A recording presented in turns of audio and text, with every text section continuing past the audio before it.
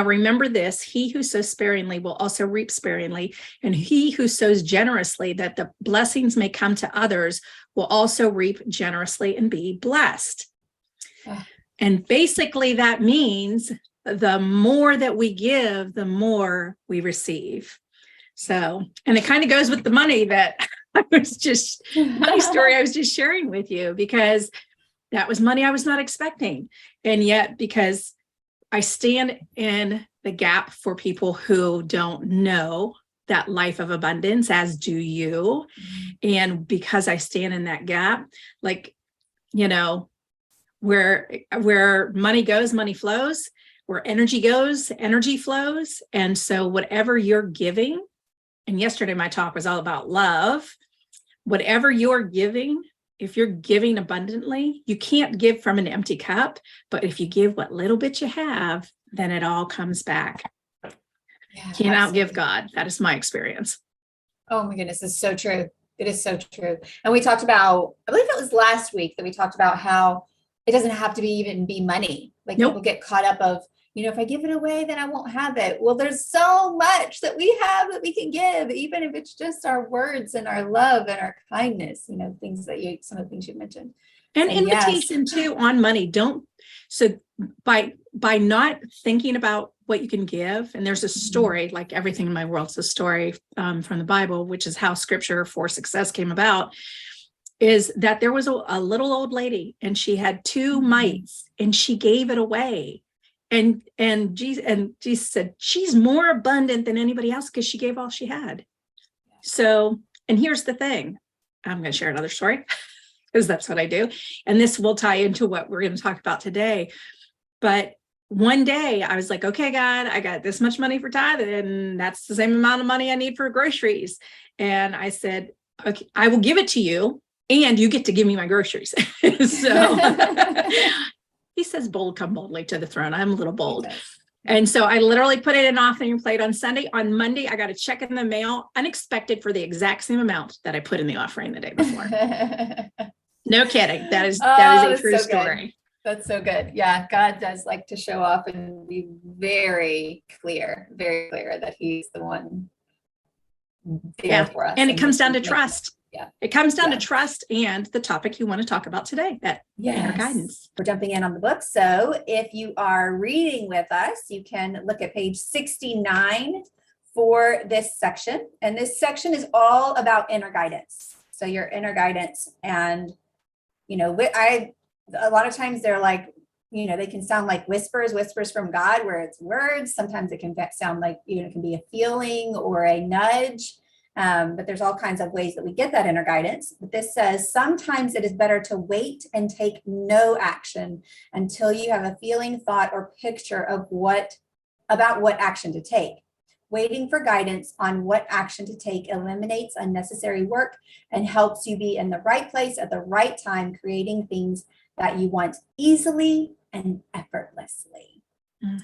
So good, right? So good. Sometimes like, well, what can I push forward and make? And, you know, there's value in that as well. But sometimes I have definitely experienced in my life that it was just time to pause and wait and be patient and allow. So I love that they speak into that as well, that it's not just always about moving things forward, although that's wonderful, but it is about, okay, listen, pause, go on a walk, give yourself some space, right? Yeah, and it actually reminds me of the book, The Alchemist, where, you know, this little boy is seeking. And this also is a piece from scripture as well. But in the end, it wasn't in the storm, it wasn't in the wind, it was in the quiet that he actually heard the inner voice. It was in that little be still and know voice, that when we're still, we can hear so much more and we can experience so much more. So that's really what you read reminds me of that, and I love the ease and the flow. Like we work to make all things work in our life. And what if we didn't have to? Yeah. What if we didn't have to? What if we just, to that point, sat back and just got real present and real quiet and really listened in, because your heart knows, your soul knows, your spirit knows. And we're so good about doing and being busy that we sometimes drown out, or we ignore what our body is telling us. I mean, simple thing, food. I know people that literally will listen in, like if they're thinking about food, and this is where you can manifest and, create abundance everywhere in your life, and even abundance of health. That when you have that, when your food, your body's literally energetic. It's going to respond to everything around you when you're quiet enough to know it. And when you have a piece of food and your head is telling you, yeah, no, it's your head's telling you because your body's telling you, don't do it. I was talking to somebody yesterday and they're like, every time I have a glass of red wine, red wine's good for you, right? It's good for your heart. It's good for you, but it throws his mind into a tailspin. There are certain foods that if I have them the next day, my mind's not quite working the way it's supposed to. In fact, I'll tend to be a little probably more cranky and negative. And so my body's telling me, but I'm not listening to that inner guidance. And it will always, always tell us. Absolutely. Yeah, absolutely. The voice that I hear most often is the voice that just says, be still. Mm-hmm. And it's usually when my mind is running, or I'm in the do, or I'm in a conversation and I'm trying to, I've got too many things on my mind and I'm not really present. I'll hear, be still. And it's just so powerful because it does ground me back into what I get to, be present to. There's just so much to be present to, whether it's the person in front of me or whether it's my own guidance, that inner guidance. It is so powerful. And you're talking about manifesting in food. One time I was walking through the airport and I was like thinking, I need to eat. And I was just very like, look. And I was like, okay, just come into present moment. What does my body need? And I was like, my body needs some sweet potatoes. I need some avocados. I need some fish. And there was one other thing. There was 4 things on my list. And I was like, okay, that's what I get to have. And so I just held that space, walked through the airport, saw this little restaurant that was like a fish place. And I walked up and I'm looking over the menu and I see all of the things I just said that I wanted. And I was like, okay, inner guidance here, of course, inner guidance here, and the communication between the two. It's just so powerful, and we can create even the most simple experiences that are exactly what we need in a moment. Yeah. And I love that. And when you said be still, I did this teaching a while back, but I wanted to look it up real quick. So the Hebrew for still actually means to be weak, to let go, to release. Because I think we work so hard to make things happen in our life, but when we release and let go, that when and weakness is not a bad thing, just so so everybody out there knows, weakness actually is not a bad thing. Weakness means you come from a place of humility and you're willing to be open to that inner guidance, because being strong all the time is exhausting. And so there are times, it's almost like, no matter how old you get, that when you don't feel good, you still want your mom. So, and being still and being in that place of release actually opens yourself up to allow that inner guidance to just say, okay, this is where you get to go next. And I think the biggest thing about inner guidance is we're not on this journey by ourselves. And when we listen to that guidance, gosh, you will just see abundance flow everywhere in life.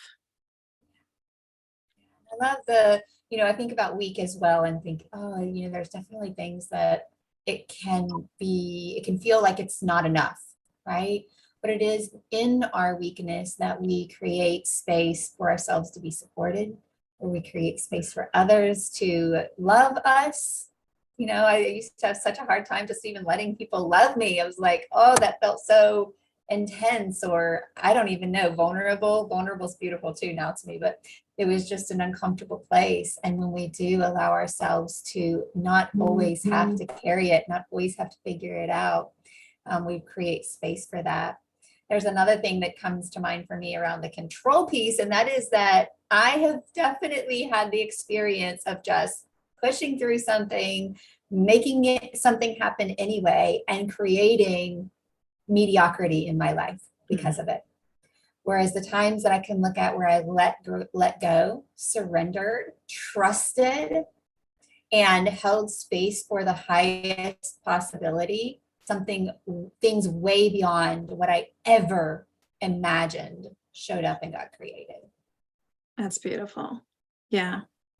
It reminds me of synergy too, right? Like when we show up with our gifts and our wisdom and our strengths and allow the collective to show up with theirs, we have wisdom and knowledge that we never would have had alone, that not one of us would have had alone. Right. And that we can create massive things because of it. Yeah. And that also reminds me, as you were sharing that, like when we hold on to things so hard, like I can't receive. There's nothing for me to grab onto. There's no receiving from anyone or anything. And yet when I let go and release, it's almost like the funnel. Yes. Go ahead. I'm ready. Right. I'm ready. Yeah, we just catch it as it comes. As it comes pouring in. That's beautiful. Oh my goodness. Okay, next one that we are chatting about today is from page 70. And it says, true inner guidance brings with it all the enthusiasm, energy, and resources you need to carry it out. So we were talking about pausing. I'll read it again. But we were talking about pausing and receiving, right? And being in the wait. And it doesn't mean that we don't ever take an action, right? Because we do get to create things and actually move things forward. But I love how it says true inner guidance brings with it all the enthusiasm, energy, and resources you need to carry it out. So it is within that pause that we receive what we need to then move things forward and take next steps and know what the next steps are and have the right people that get brought into our space that support that guidance as well. Yeah. And how fun is it to, like, when I was listening for the word when you said enthusiasm, because I missed that the first time, like how enthusiasm and energy like go hand in hand.